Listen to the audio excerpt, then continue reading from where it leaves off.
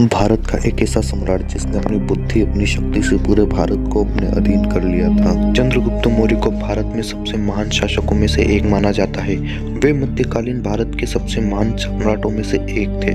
उन्होंने ही अपने गुरु चाणक्य के मार्गदर्शन में महान मौर्य साम्राज्य की स्थापना की थी, जिस वंश में आगे चलकर अशोक महान जैसा महान शासक का जन्म हुआ। चंद्रगुप्त मौर्य का जन्म लगभग 340 ईसा पूर्व हुआ था। इनके पिता का नाम चंद्रवर्धन और माता का नाम मूरा। इनका जन्म स्थान पाटलिपुत्र, मगध, वर्तमान में पटना, बिहार। चंद्रगुप्त मौर्य की दो पत्नियां थी, दुर्धरा और हेलेना। दुर्धरा चक्रवर्ती सम्राट महापद्मानंद की बेटी थी और हेलेना सेल्यूकस निकेटर की पुत्री थी। दुर्धरा से उन्हें बिंदुसार की प्राप्ति होती है और हेलेना से उनको एक पुत्र होता है जिसका नाम इतिहास में उल्लेखित नहीं है। चंद्रगुप्त मौर्य ने धनानंद पर पहली बार जब आक्रमण किया तो वे पराजित हो गए।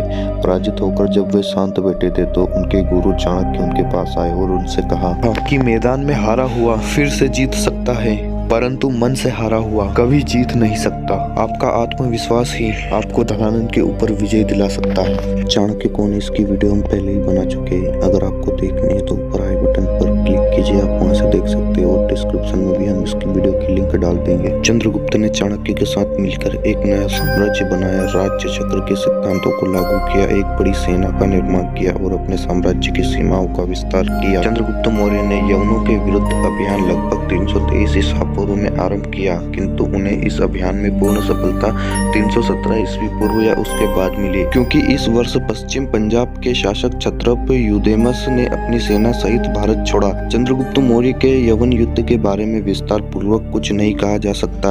इस सफलता से उन्हें पंजाब और सिंध पर आसानी से विजय प्राप्त हुई। लीन लिखते हैं नेचुरलिस हिस्टोरिया की किताब 4 के अध्याय 22 के अनुसार चंद्रगुप्त मौर्य की सेना में निम्नलिखित सैनिक थे: 6 लाख पैदल सैनिक, 30,000 घुड़सवार सैनिक, 8,000 युद्ध रथ, 9,000 युद्ध हाथी सेना। चंद्रगुप्त मौर्य की सेना के सैनिकों की कुल संख्या 6,90,000 थी।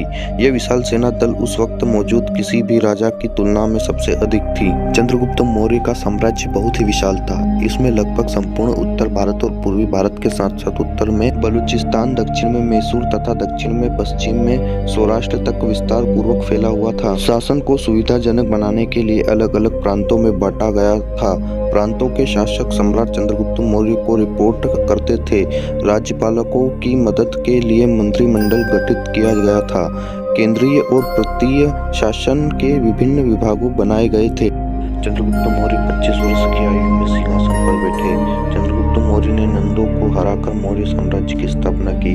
उसमें अंतिम नंद शासक धनानंद को हराया और 322 ईसा पूर्व में पाटलिपुत्र पर कब्जा कर लिया। चंद्रगुप्त मौर्य कभी हारने वालों में से नहीं थे। हालांकि चंद्रगुप्त मौर्य विस्तारवादी नीतियों के कारण होने वाली पीड़ा से इतने व्याकुल थे कि उन्होंने अपना सिंहासन त्याग कर दिया और अपने बेटे को सिंहासन देकर संन्यास ग्रहण कर लिया। चंद्रगुप्त मौर्य के बारे में जानकर आपको कैसा लगा मित्रों? अगर आपको अच्छा लगा तो अपनी राय कमेंट में दीजिए और वीडियो को लाइक कर दीजिए और चैनल को सब्सक्राइब कर दीजिए।